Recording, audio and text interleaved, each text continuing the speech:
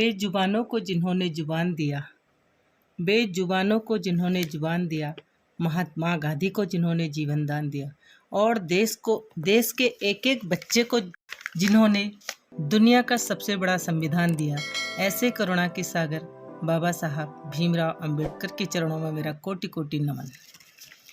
जब अंधकार अपनी पूरी ताकत लगाकर रोशनी को आने से रोकता है, ठीक उसी समय सूरज निकलता है और अपनी रोशनी बिखेर देता है।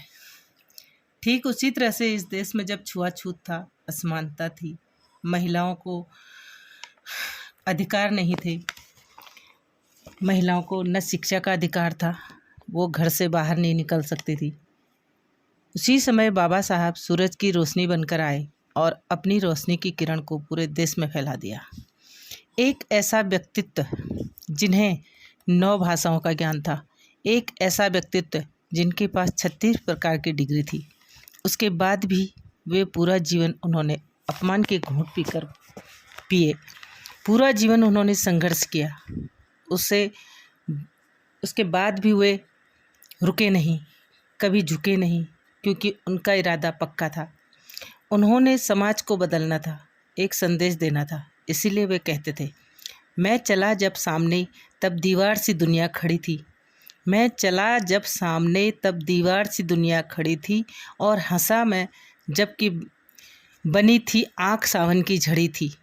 उस समय भी मुस्कुरा कर गीत में गाता चला था, उस समय भी मैं सावन के गीत में गाता चला था, जबकि मेरे सामने ही लाश खुद मेरी पड़ी थी। आज मैं आपको 100 वर्ष पहले ले जाना चाहती हूँ और आपकी आंखों को एक मंजर दिखाना चाहती हूँ।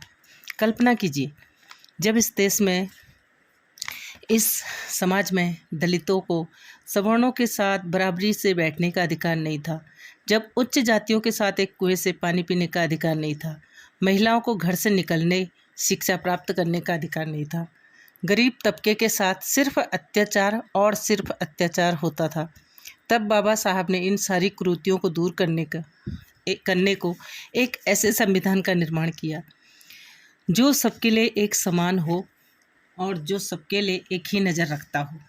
मध्य प्रदेश के महू में जन्मे भीमराव बाबा साहब अम्बेडकर ने छोटे कुल में जन्म लेने से जो दर्द सहा, इसकी चुभन को वो कभी नहीं भुला सके। जब वो चुभन नासूर बन गई तो उन्होंने इससे निकालने का फैसला कर लिया, तब उन्होंने इस भेदभाव को पूरी तरह से ख़त्म करने का इरादा कर लिया। किसी ने ठीक ही कहा है कि खरीदने